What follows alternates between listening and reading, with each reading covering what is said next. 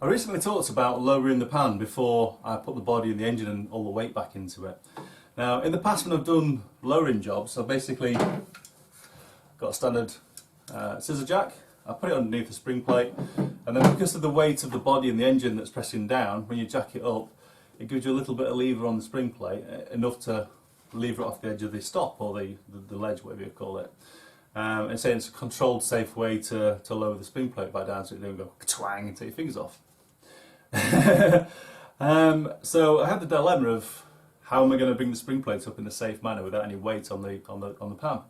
So my first thoughts was, sorry about this, Dad, I found them in my drawer, is spring compressors. So I basically thought if I hook it underneath the spring plate and then attach it to the top of where the shock mounts or something like that, I can basically wind it up, and it's a safe way of doing it. But they're not big enough. So we're going to go into homemade tool territory, I think.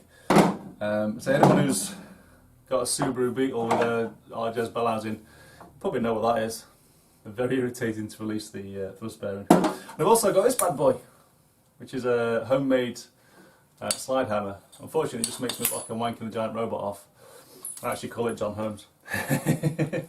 So anyway, we're going to make a tool to do it. So basically my theory was, we'll attach the spring plate probably through one of the bolt holes, and then we're going to attach to the top damper mount, and then hopefully we can just wind it up somehow. Rather weirdly, the day after talking about this on the last video, it came up on my feed, how to lower your floor pan properly using the correct tool.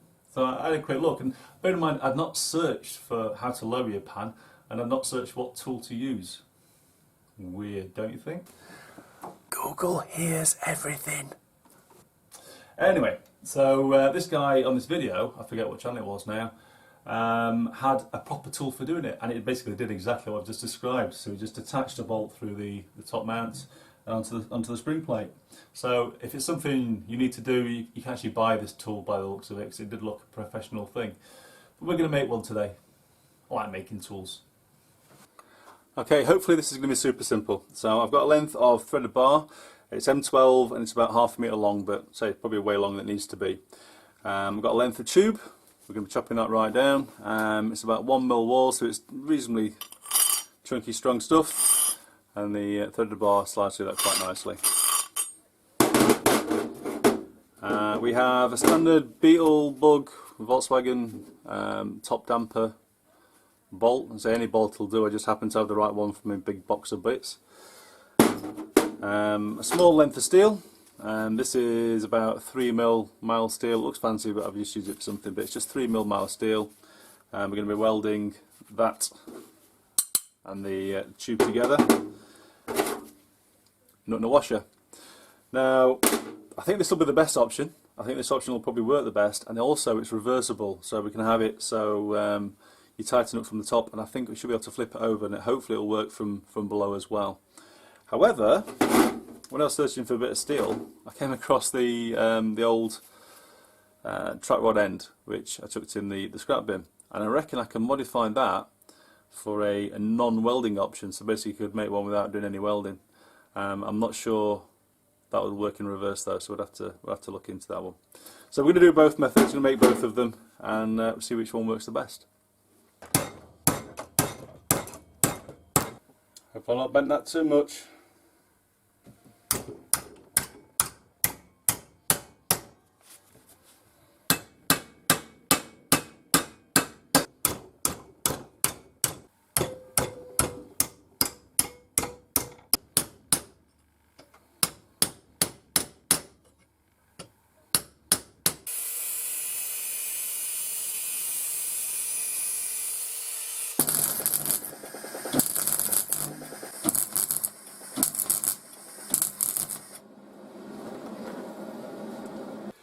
So there we have it, nice and simple. So we've got the hook, which will hopefully either hook through the hole which the top damper goes through, if you want to use it upside down, or it'll hook through the spring plate if you want to use it this way around. I suspect if your body's on, you can't use this pointing up, you'll have to point downwards. And for that reason, I've made the tube here longer than the mounting plate, so it actually sticks down past the bolt about 6 centimetres, 60mm. The reason for that is when it's this way around, and it's bolted through the spring plate, you want to be able to tighten up below the spring plate, otherwise it's going to crash on the side and be completely in the bum. So the spring plate should sit about there, and then you'll still be able to tighten up from below. At least that's the theory. As I mentioned earlier, I've got this burnt dead trotter end, so we're going to try and adapt this as well. So we've got two different options. So basically I'm going to chop off the end there, so I'm left with a rod and a ring. I think that rod part will be too big to go through the top damper mount hole, so we're probably going to have to grind that a bit narrower so it goes through.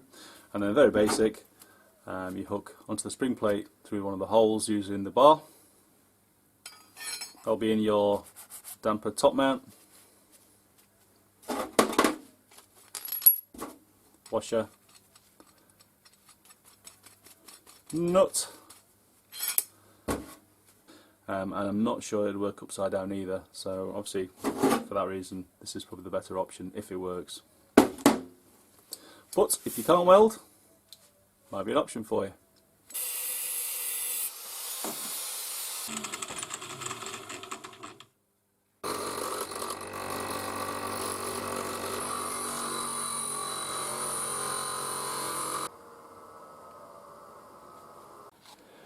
Okay, so I've just done a quick trial fit. I've hooked in the top, that's gone through the top damper mount, and then at the bottom I've got the tube part which I built, which is intended to be this way upside down effectively, and that's bolted through the central hole in the spring plate. Now at the minute it won't sit flush against the spring plate because all this gubbin's in the way, the actual tube and the bump stop and stuff, but once that's gone I can't see any reason why it wouldn't sit flush against the spring plate. And then all you do is you put your bolt on at the bottom and crank it up, and in theory that should squeeze together and it should pull up the spring plate with it. So what I'm going to do now is I'm going to reverse that the other way around, and we'll actually test to see if it works or if it flies off and shoots through my front of my skull. Okay, so I flipped it round. The hook part is now through the centre of the spring plate. I've added a nut onto the end there for safety as it wanted to pull out. It was flexing a bit. Then the top part here is now kind of as it would be at the bottom actually. So this would normally hang below the spring plate and you'd put the bolt there and tighten up. However, I flipped it over and we're going to go and give it a try. So we're currently got no gap. We crank it up and see if something happens.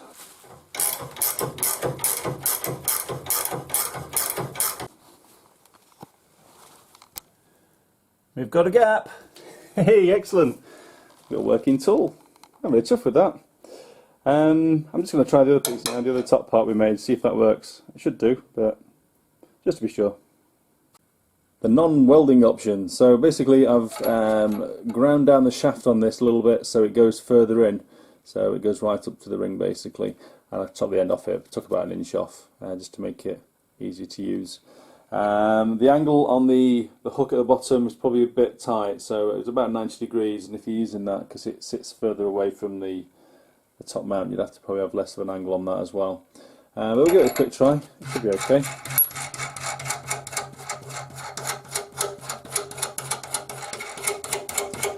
I don't think this option will work the other way around, basically because it wants to pull out of the hole. And you'd need to have a way of securing it. So I guess you could drill it and put a split pin, and then you could pop it through there, and you could use it the other way around. That would probably work. But as it stands, it would need modifying before you could use it.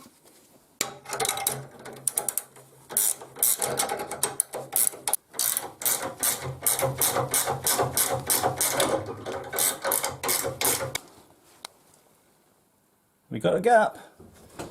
So as a basic tool, it works a treat. Really happy with that. I'm sure you guys are cleverer than me and you'll figure something out that's even better. I'd love to see it if you do. Cheers guys, take care.